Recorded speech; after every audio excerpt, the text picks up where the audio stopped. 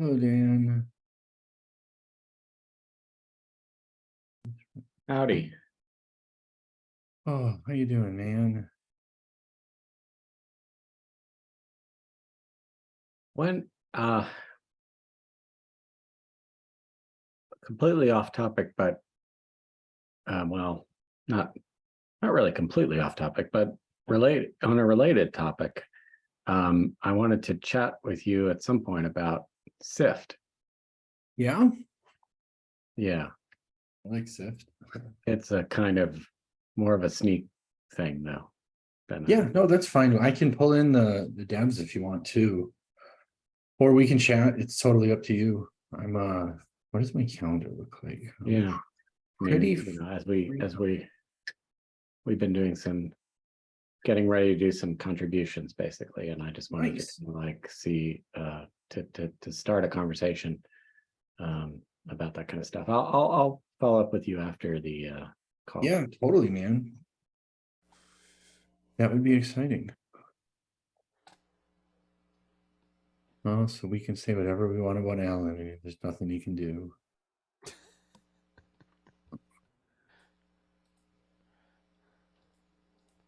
Oh man, I've been gone since the last meeting on PTO. Like, I have no idea what's happening right now. But you did finally post your report on doing analysis on how many single person open source projects there were, and you found that almost no projects are one person projects. All of them. Are you saying the one Well, I did, Daniel, yes. David, or Yes, oh yeah, yes, yeah. the one you did. Yep. I've already read it, and you already said it earlier, and you did the analysis, but now it's a lot easier for people to find it, and so I'm glad.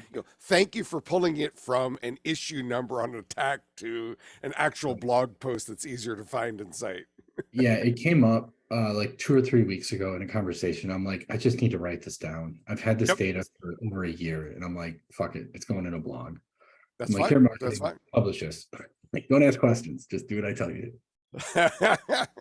It's good. I think a lot of people knew this or suspected it, but having actual analysis and writing it down so that people can find that information, I think, is very valuable. So thank you.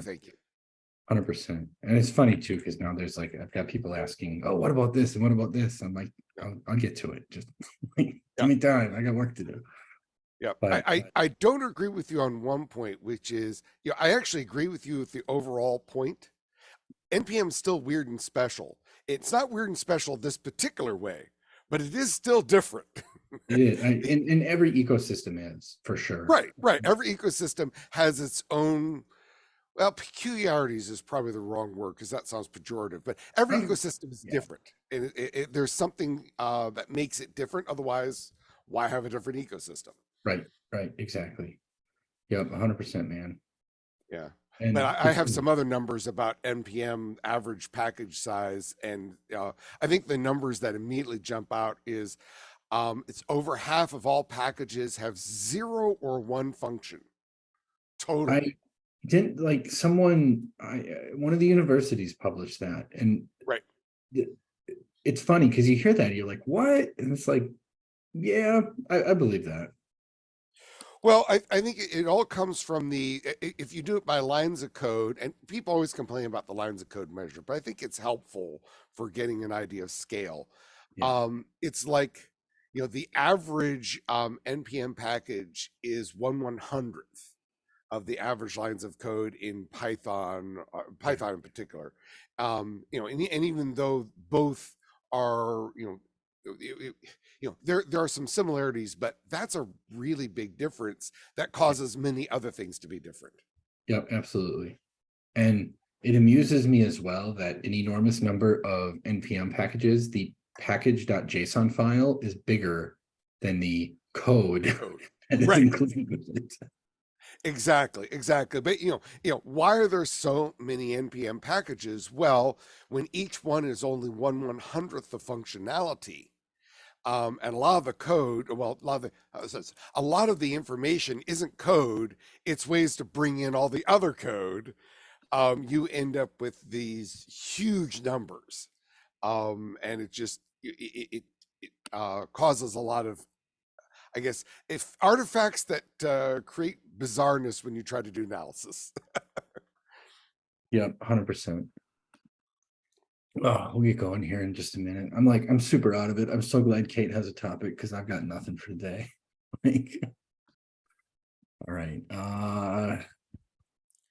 Let me find my intro paste. I'm moving. Right. I will apologize in advance to everyone here. I've been gone for more than a week and I have no idea what's going on. So the agenda is here. I'll paste that. If everyone can sign in as an attendee and then introduce yourself in the chat.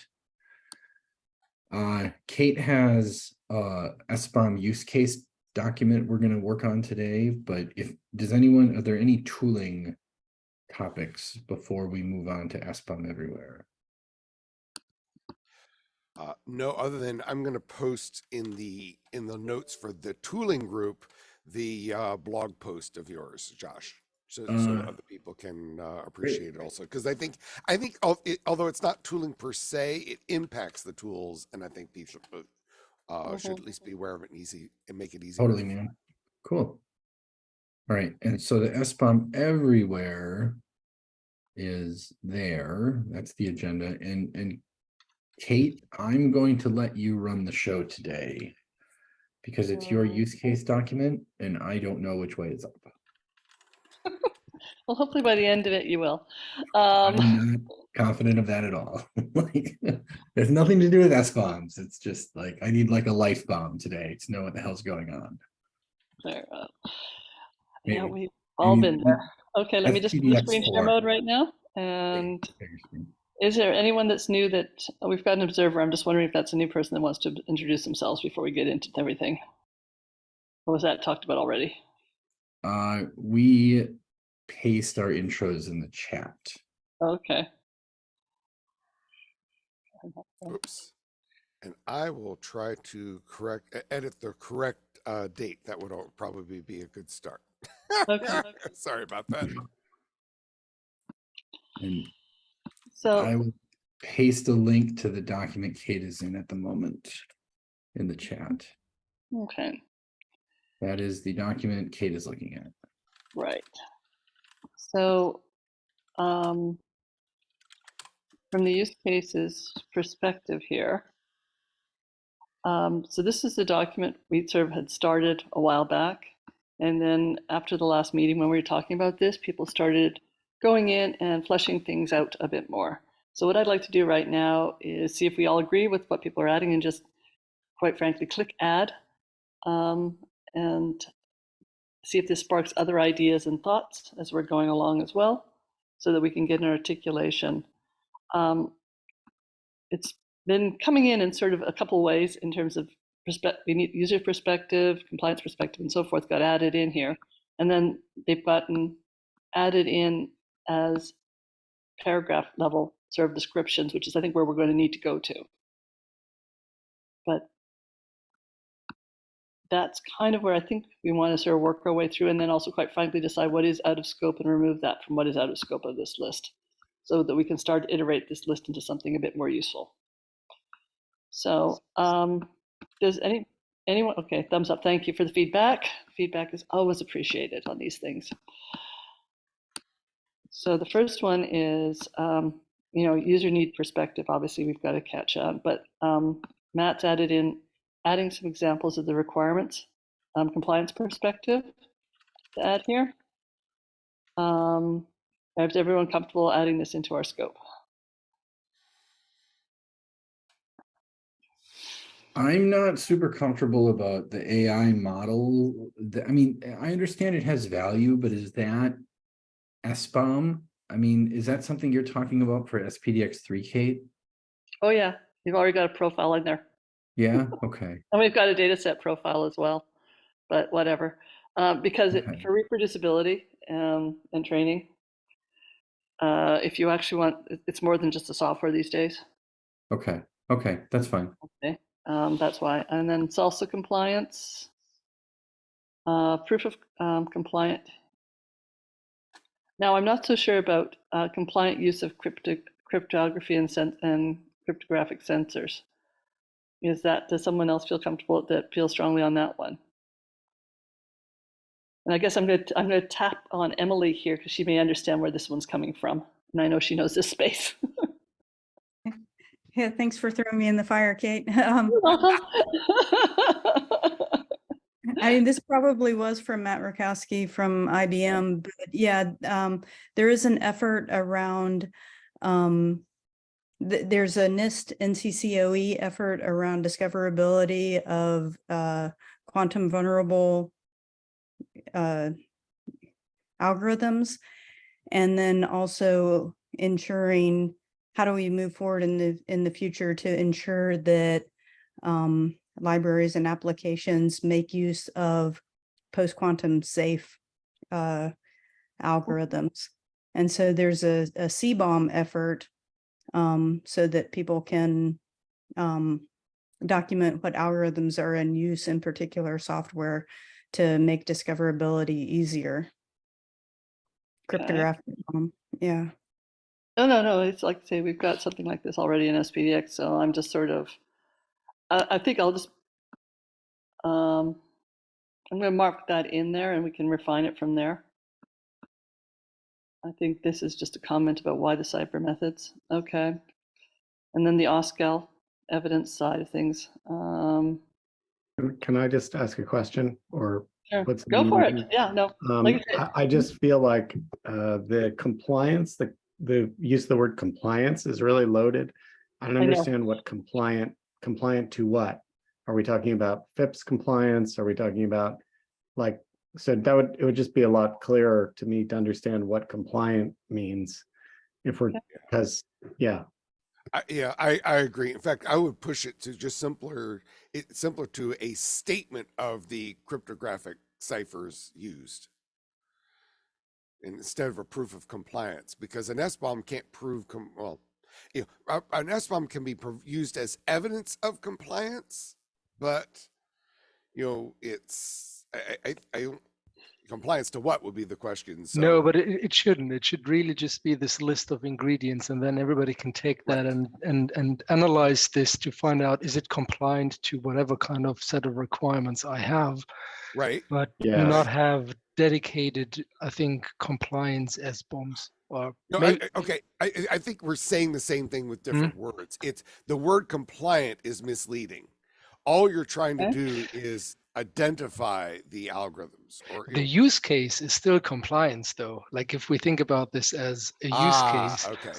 but so I think this is where is coming from. So maybe, Well, maybe it's recording compliance information. Would that thread the needle a bit? Evidence instead of information. Evidence, yeah, okay. I just think it should be really clear that it's not specific to one compliance regime. Like if you're gonna, I mean, I don't want to add. Well, no, we're trying to tease this. But just from an international perspective, I just want to make sure that it's clear that we're talking about the general case. Right. And let's hold off on mentioning AI/ML. I'm not even that comfortable with this also right now. But or OSCAL or quantum. So Alan, if you want to go in and basically say you don't want to mention this, I let you do the strikeout here as opposed to me. Or someone else can do it. It's loaded if I do it. Let's put it that way. Well, I don't have any trouble with noting this as a future. I mean, I'm a big believer in the minimum viable product. It's okay to say, hey, in the long term, I would like to go there. For this first version, I am not going to try to bite off that apple. I'm still trying to get basic information out the door and widely applied. No argument there, but yeah. Okay, do we want to leave this then as is if no one wants to take any further editing actions on it? I'm going to do something to it, Kate. I'm thinking about it though. And in the context of, I think everything here is what David said. It's very future based, but there is There are things you can do today for compliance. Like a good example is like at Anchor, we have a lot of customers using the product for FedRAMP compliance, right? And in that case, it's really about returning package names and versions and then using that to feed vulnerability data, and then that feeds FedRAMP. So it's multi-stage, but I don't know how to write that down yet. So I will do something in the next couple of days around that. Okay, just a second. I'm going to basically tag you then. Yeah, thank you. Okay. Yeah, and can we?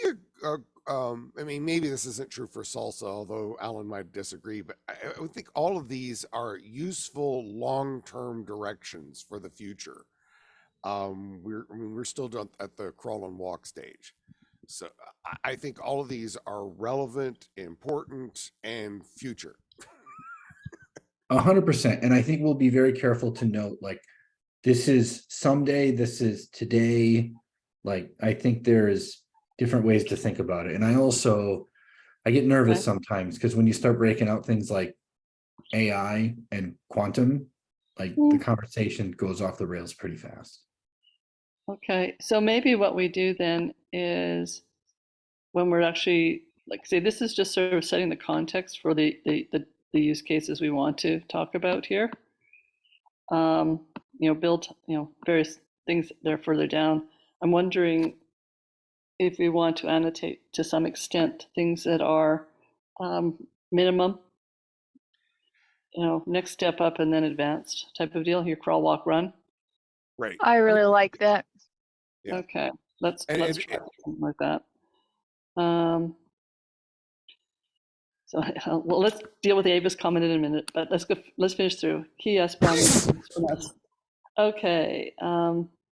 If I may, I would suggest moving that list down way below, because putting early to me suggests it's on the walk or crawl stage, and I don't believe that.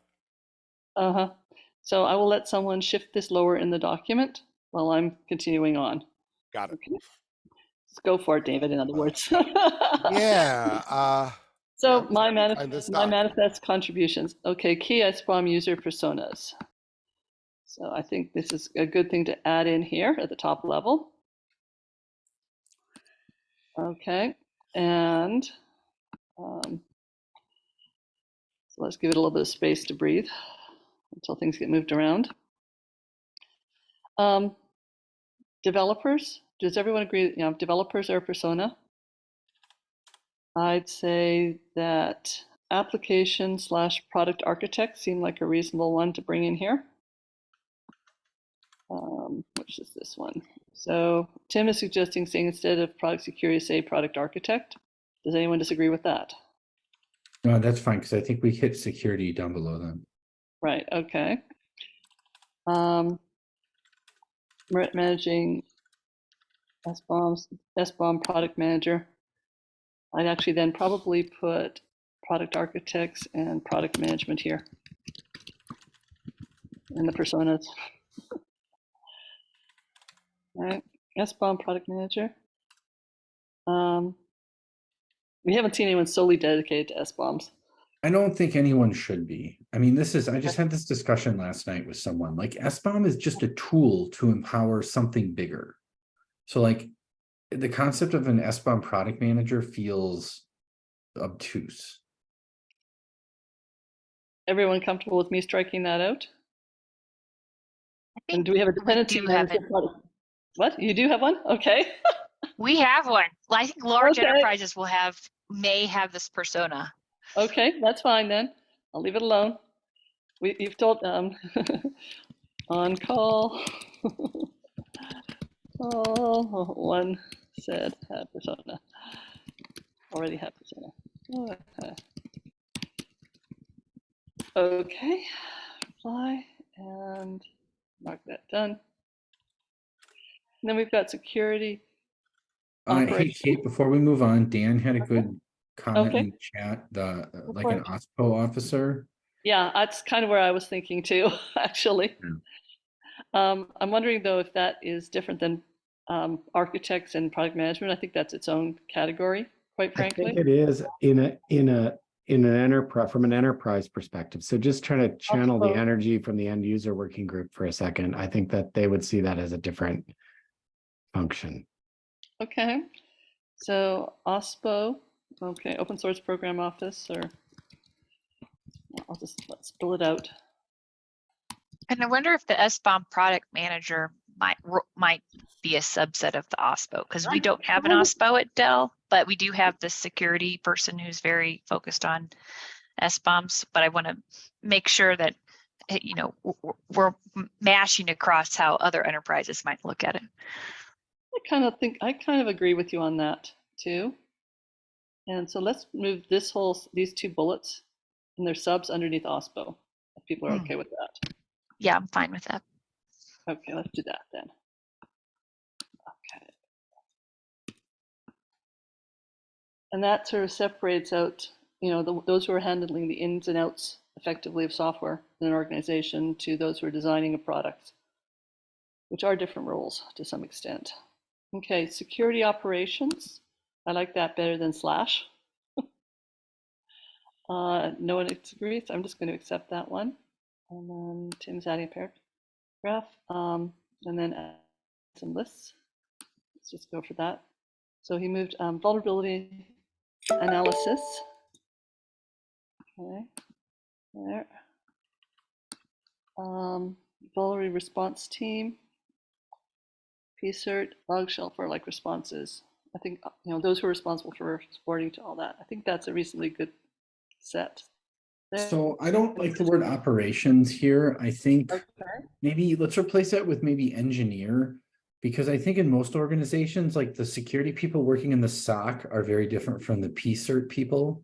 I mean, not everywhere, but I think we'll see hair splitting if we leave the word operations there. What would you like to say there? I would just put engineer. Okay. How And then about the subset of that talks about people in the SOC and people in the PCERT. Yeah. Right. And I think it's the same thing, but don't tell them that or they'll yell at you. Totally different. Okay. Yep. Okay. And then I think Tim's right with the procurement one.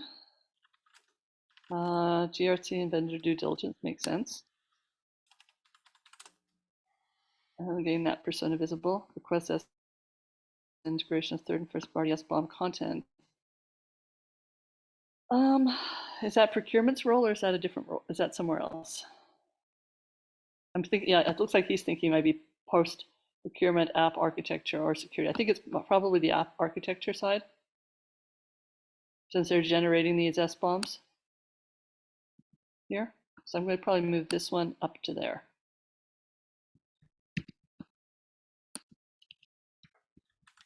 Okay.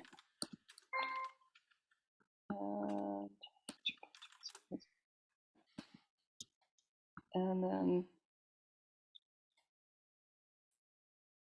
okay, downstream customers, consumers of products with SBOM, federal customers, non-federal customers. Are there any other class of personas that we want to be thinking about here in terms of customers? Is that the right way to group them? I mean, federal and non-federal is the Venn diagram. I'd say, how about we say government organizations? Yeah, that's true too, because federal is very US. And then commercial. And I'll also suggest we also potentially look at what I'm not sure how we want to say the equivalent of the open source side of it, but I think that sometimes this stuff does go in that direction. So do you want, since we've got open source program office, should I say open source or should I say nonprofit, or what are people comfortable with? What is this persona? Like, what is the intent of writing this persona down? So if you want to basically, go ahead, Sarah. I was going to say in Dell, we talk a lot about how our downstream customers are going to use the SBOMs. And so we say, how is the government going to use the SBOMs that we provide to them? How are our consumers of Dell servers and storage devices and laptops going to stitch together SBOM. So we talk a lot about the downstream consumer of the SBOMs we're creating. I usually, if I'm gonna have this kind of divide, I'll talk about government, industry, academia, and then industry includes both the for-profit and nonprofit. But I mean, Yeah. that comes back to your original question of what's this division for? After government organizations, I'm sorry, go ahead. Right now, the EO requires you share it with government organizations. And so in our minds, we're thinking, let's make sure we can get the products that the government is using, what they need for the minimum viable products to fulfill the EO requirements.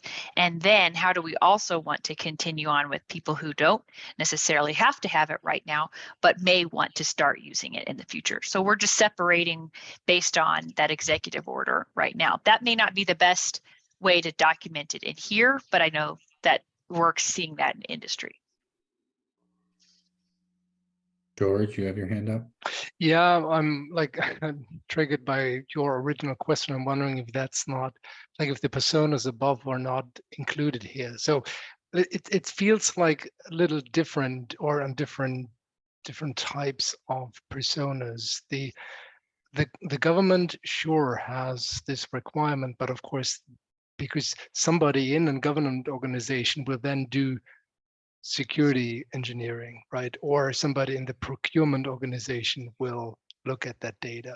So is being a government, is that a persona in itself, or is it one of the personas we have already mentioned above? I think this is what you asked kind of, and at least I'm asking that myself. So are the ones above a subcategory, more fine-grained category of the three below? I think the ones that we've got here have different characteristics that will influence the roles of the personas above. So I'm kind of comfortable with them because, quite frankly, academia / open source communities may actually be studying SBOMs, maybe working with them. We're seeing a lot of interest there. And then other open source projects may be needing to import them in, generate out some of their dependency information. Yeah, that's fair enough. Okay. Yeah, Okay. it's just wondering. Yeah. No, it's a good question. I just was, rationalizing it in my own head here too. Okay, and so, and I think, so the other one we've got is Josh Booker saying users and workflows, no tools here yet. Right. Yeah. Okay. We'll just mark that down, and there's one last thing. And so this is now. Actually, I've got it on the wrong spot, I think. Yeah. I think this is actually got the wrong thing highlighted right now since the move happened.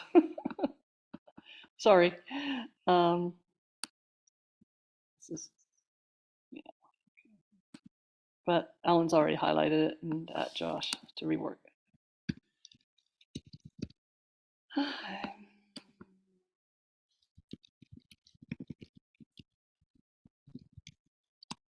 There, I've preserved our to-dos. Okay, let's get on to these. Okay, producer of software. It's a prerequisite for use in Ava's mind, but I do think it's a valid use case. And it's a whole set of use cases actually in my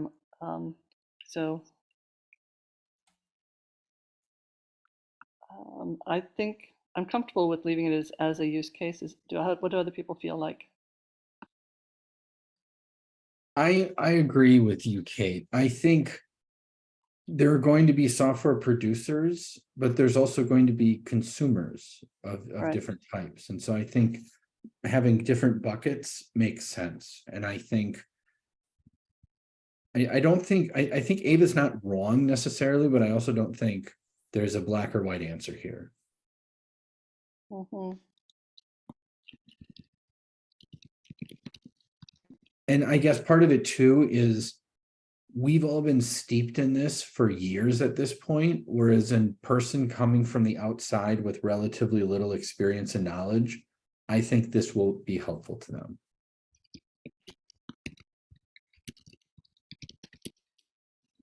Okay, so that's what I'm saying here is agree it's a prerequisite, but worth keeping here to understand that users may need to produce them in turn. I can spell turn right. People okay with that? And I'll just mark this one resolved.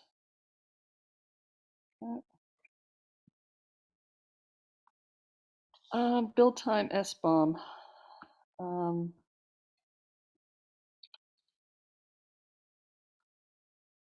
Developers, I think there's a variety of stitching things together in different types of scenarios with build.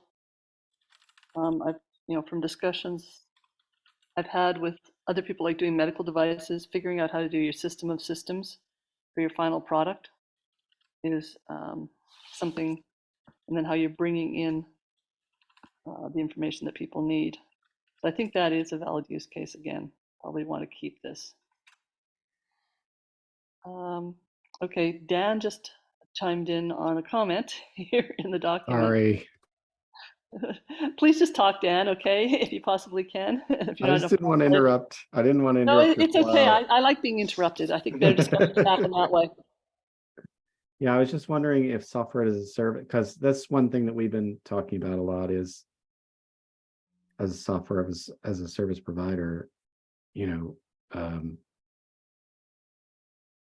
how is that different from a producer of packaged software or, open source software or whatever?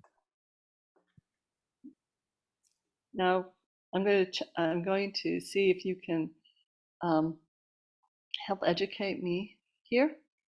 And so, a service, to me, what you advertise as available for services that people connect to would be different than what you would track internally for all the parts that made up that service. Would you agree with that definition, that distinction?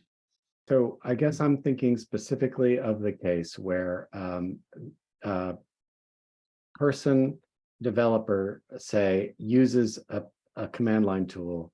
That command line tool on the back end is communicating with a piece of software that's in the cloud to do whatever as part of its function, and then completing the task for the so in that case, there's software that is being run on the locally, and there's software that's being run in the cloud, but the consumer of that wants to know all of the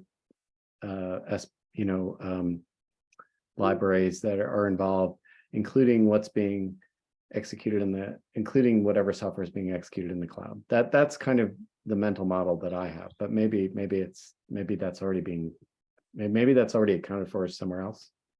I don't think so. I But mean, this seems like beyond crawl, walk, run, and moves towards I have transformed into a cheetah through some black magic.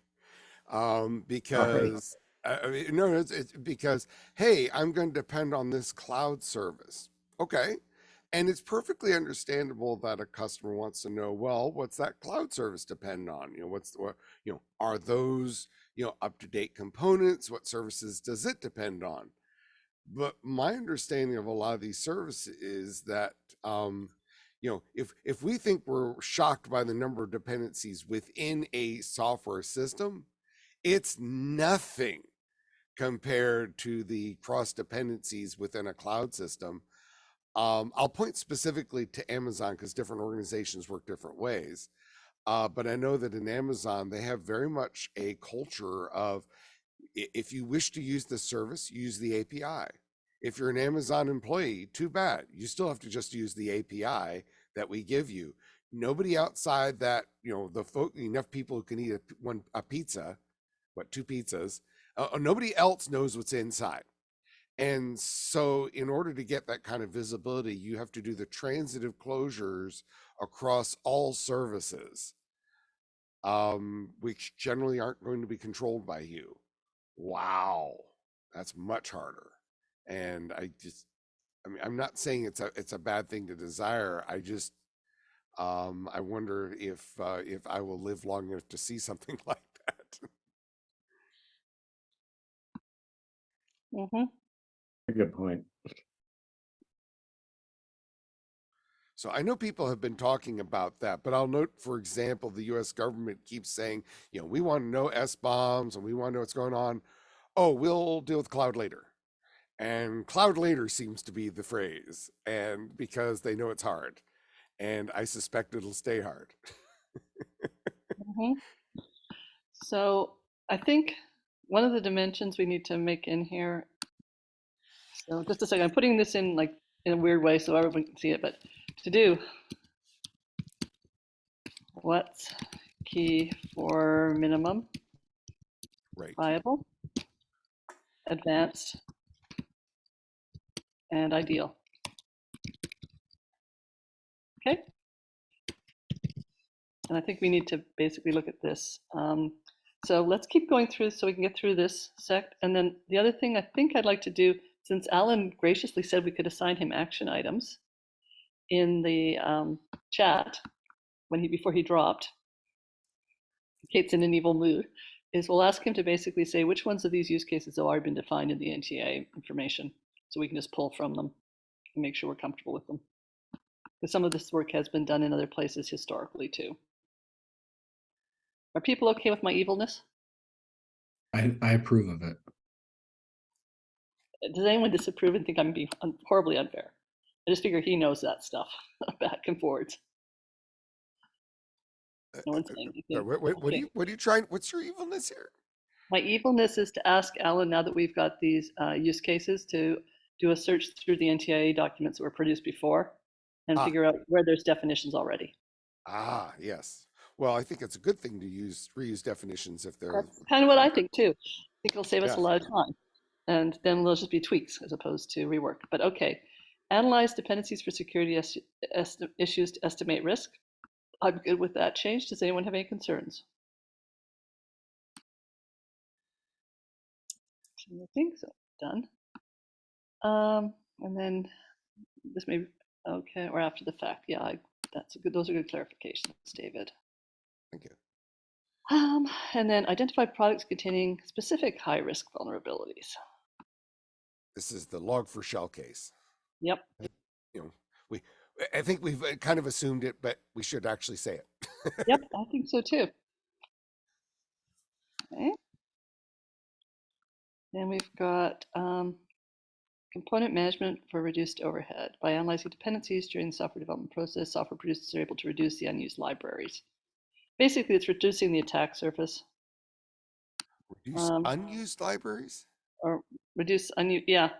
So I think the case that was being talked about here is like a container, where someone brings in another container and no one's done the analysis properly, and there's a surprising dependency sitting in something in there that's surprised, right? That can be triggered. I guess I would I like the addition with one tweak, which is I would just say reduced libraries, unused or not. Okay, fine. You know, except, and then just tweak the unused as one of the options, because even when they're used, there are sometimes surprising, you know, I'm using 5 different libraries to do the same thing, kind of nonsense. And again, you know, sorry, go ahead, Josh. I have another use case for this. So I worked on a product at one point in the past that was Ruby, and there was a bug in Bundler that included all the development dependencies in the final build. And we didn't know until we shipped it. And the customers were like, why are there twice as many Ruby modules? And we're like, what are you talking about?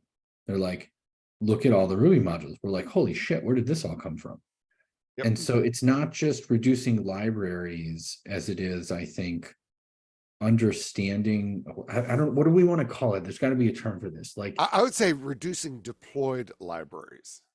But you know, you can say unused or not. Do we want to call it reducing or constraining or because like I think in my case it was a bug. Like I don't know if reducing captures what the problem I had was. Yeah, I'm sort of think so. What you're saying is instead of it's not being reduced overhead per se, It's more about Like watching for component problems. management to minimize surprises.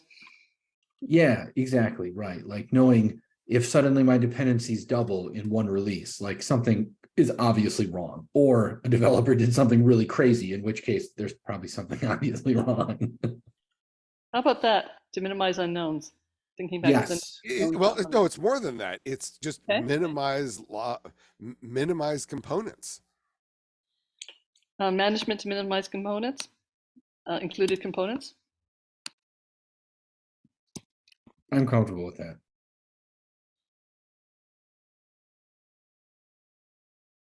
Okay. And I assume at some point we'll create like examples of what this means, and then I can put in my little like bug and bundler snippet. I think so.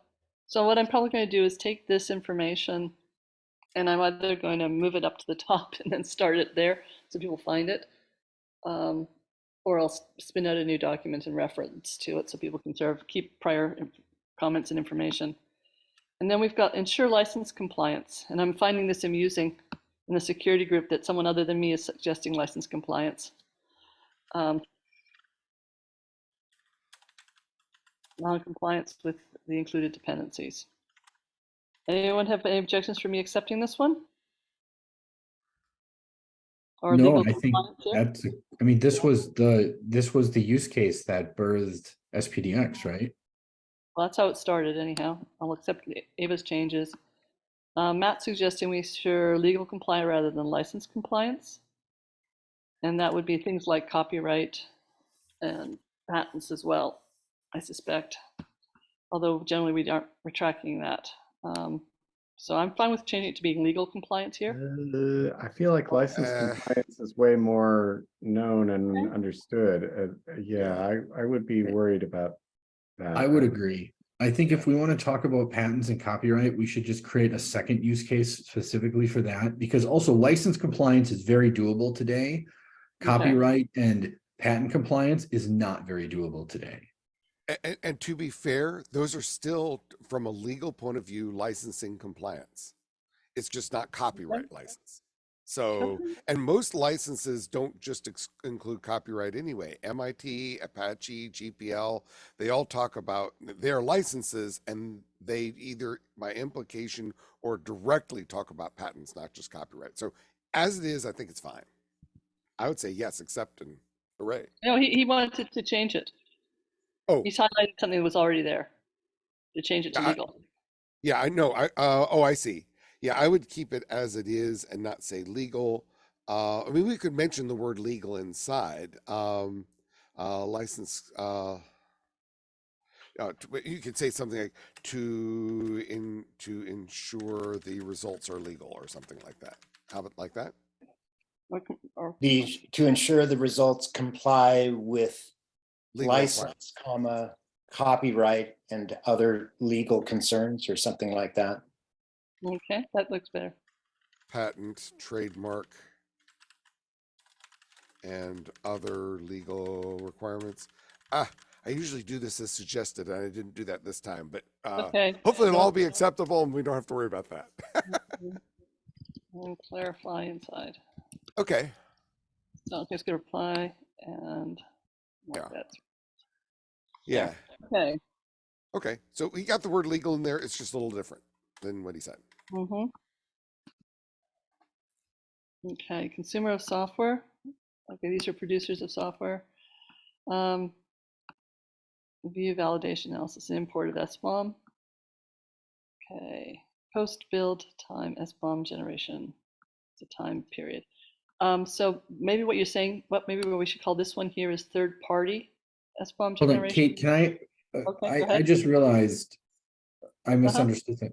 So this consumer of software here, this is actually like heading 2, right? Right. I'm going to fix that because that means the producer of software is also heading 2. Okay. Let's just do that. Fix that. Yeah, now it makes sense. Okay. All right. Thank you. Yep. No worries. Good. Like I say, group think for the win here. Okay. Post build SBOM generation. I think what we're talking about in this case is the analysis or the third party SBOM generation. where someone has been given something and is trying to figure it out. Less effective than built time, but sometimes what you need to do. It's definitely a use case. A lot of people do this. I mean, so I'll give you an example, David, is you'll see people take a piece of software and then put it in a container. And so your focus on the SBOM in that stage isn't as much the piece of software you've received as it is making sure the container, like I also had an instance where someone put software in a container that was like, they used a container version for an Ubuntu version that was like 5 years old when I found it. I'm like, holy Right. crap. Like, The switch to third party deals with my concern oh, anyway. sure. Yeah, Okay, good. it was, yeah. So, so rather than manager software, but basically, are we talking software integrators here? I think that's what was being meant by the description. Okay, but these are people. These aren't These for use management cases. of software. Yeah, but what does a management of software do? I think the problem is the word manager of software, and I think if we say software integrator. we get Okay, I would say content. software integration is the use case, by the way. Okay, that's Integrator's fine. a role, integration is the Yep, that's fine. process. Fine. And okay, and now there we go. Do validate analysis, import, and it's in response to the SBOM. Okay. There we go. Right. Yeah, I think that's. Okay. Now, is this a third role? Another one after consumer is integration?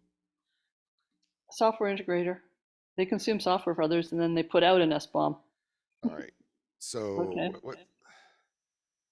Right, but this is like, oops, sorry, like consumer software. This is another heading too, isn't it? No, I would say that that's actually a role for consumer. Right. That's why. Yeah, I mean they I'd do say both. it This is is. part of the challenge here. And so we can put them in both categories. Yeah. But so when they consume that, they want to. For Yeah, see, if you Summer, I read the think. text, No, I this know. is it's not really. It sounds like it's a description of a set of use cases, not a use case itself. Okay. So a use case might be validation, or That's why I was sort of thinking of an integrator, but that's okay. We probably are missing. I'm just looking at our personas here. And I guess integrators would be under the applicator, under application side of it, product creation. I would agree. Okay. And see the integration of third party and first party SBOM content is right there. So I think we're consistent. Okay. And then risk estimation here through SBOM analysis is a consumer. And so it's looking up. That's a valid use case, doing risk estimation. Sometimes it could be an integration case too, but whatever. Known vulnerabilities, components, and average live years. I'm fine with leaving that one. And then vulnerability response through SBOM analysis. This only works with complete SBOMs for full dependency change, which is not required for SBOM standard or NTI minimum.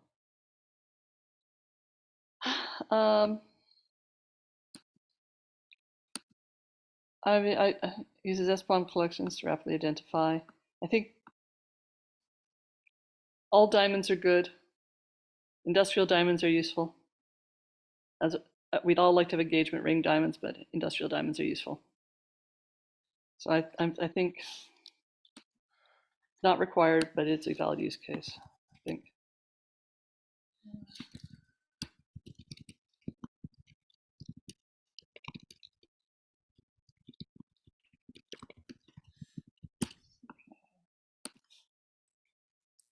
I'm going to mark that as resolved for now. Okay. And I'm going to put in a note here to Alan to say,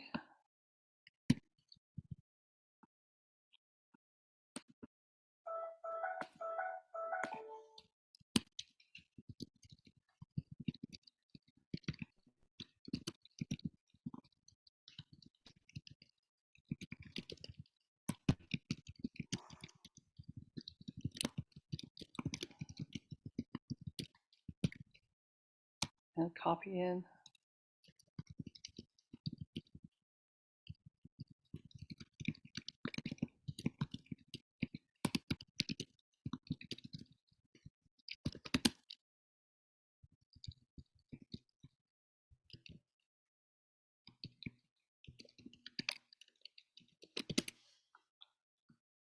So there's my giving out my evilness.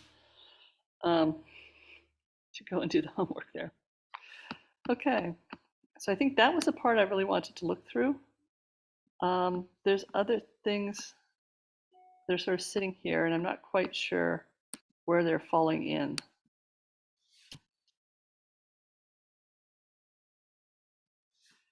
So I guess I think this must have been a consumer use case for health.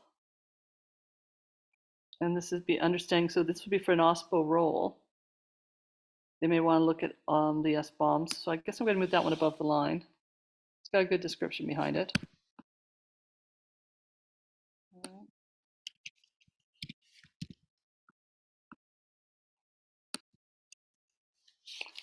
So maybe. I like the offensive security one. I haven't read the description in depth, but like I Okay. know of some people using SBOMs as part of their like red teaming exercises where they're looking at what's in something and then they're attacking it based on known old stuff. It's quite clever and interesting. Okay. Well, let's clean up the typos. So shall I move this one? Yeah, I'll clean it up later. We don't have to do it right now. Yeah, that's fine. And I think Cameron answered, so I think we're good. So let's just move it up the line. So, and then attack vectors. This is one that you wanted to move above? No, not that one, the offensive one. I One I've don't, is moved this, already, why is okay. this different?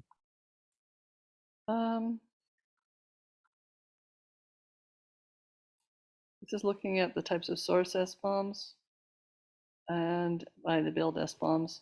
Actually, I kind of agree with this one a lot. So I'm going to move it above the line. Okay. I'll work on fleshing it out. Great. Because this one is understanding how all the pieces fit together. It's also attack vectors, but it'll also, quite frankly, be a safety case. Safety use case is safety profile, remediation for critical infrastructure. There's another use case that's in my mind. So if you look at the cybersecurity action plan from Japan that came out last summer, safety profiles were adherence to the safety profile, and the information to do that was one of the factors. And so I think, and the SBOMs help with the transparency there. I'll take the action to write that one up then.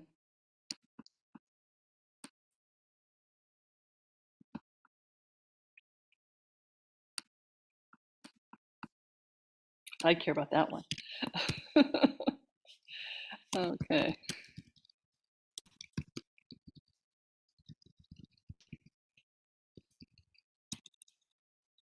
Okay.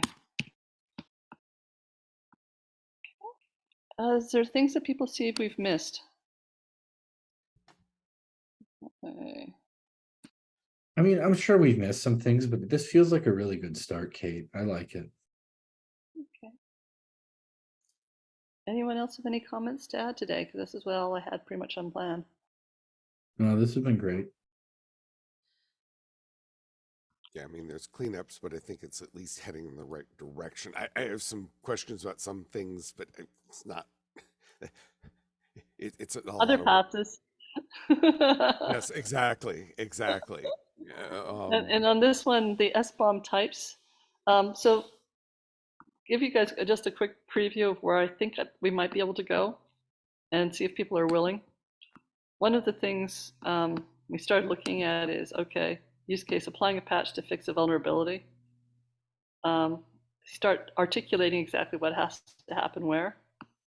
And the thinking is possibly to start looking at diagramming it out. Is this my cue to ask when the SBOM types document's coming out? You missed your cue. Alan was here. Yeah. Oh, he's not here anymore. Oh, he ran away. Dropped. Smart man. That's why I was being evil, because I was doing it with him not here in the room. Okay, I'm feeling guilty. However, it's sitting in CISA lawyer's hands, and Okay. design, source, build, deployed, runtime. We've got some degree of community consensus on it. There's a link Right. here to it. Right. But And we it's need got to more we need to get definitions. that out. Yeah. I keep having to explain. It's like samizdat. And Yes, I know. And there's no reason for it to be samizdat, really. Right. And so the nice thing is that the design sort of fits in around the planning stage. The source is in procure and development, which goes into those personas. Build is in the build, test, and release portions. Deployed is install, configure, and runtime is usually maintain and retire. And so we have those, and then we have the analyze, which is the third party one we've been talking about. Gotcha. And so bringing those types into these use cases, I think will help add clarity. But I also was thinking that diagramming as the elements are being used and making it visible in some way helps with understanding, I found.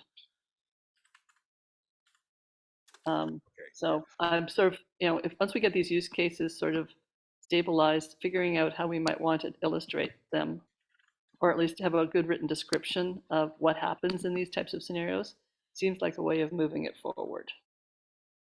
Does that spark interest from anyone else, or am I the only one wanting to go in this direction? I think that makes sense. Any volunteers to want to work on this type of exercise?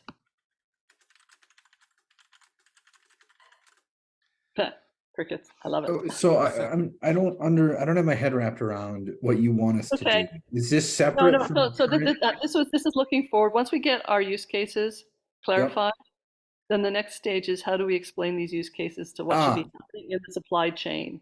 Yes. So as we have these personas and actors here, what should they be doing in order to handle each of these use cases? I think play the role. That is exactly what we need to do. Okay. And so it's part of drawing that and then drawing, so, coming up with some symbology so that we can start to get our heads around when we see things and not have to have a lot of large explanations. 100%. And I think for the moment, let's just focus on getting this document cleaned up, and then maybe next week we can finalize it and then start down the path you're talking about. And hopefully we'll have landscapes coming soon, and then we can also work on that in parallel. Okay. And I will send a whiny email to you and Alan trying to get the SBOM types doc unstuck, because we're referring to it and it doesn't officially exist, and we need to get that. It officially exists in a Google Drive, but nonetheless, this is not optimal. It's CISA lawyers, man. Like, no one could, that's an immovable object. Like, well, I think no. I'll let you help, like I say. I just hope that it's up there by RSA. That's all I'm going to say. Let's hope so.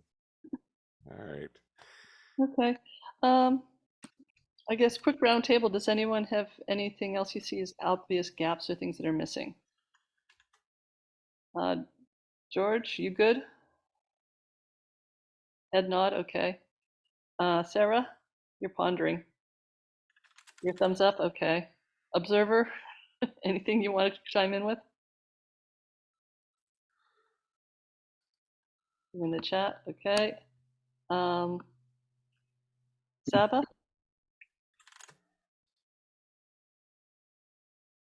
Nothing. Okay. Emily, you good? I'm good, Kate. Okay. And then the other Josh? Yeah, I'm good. Okay.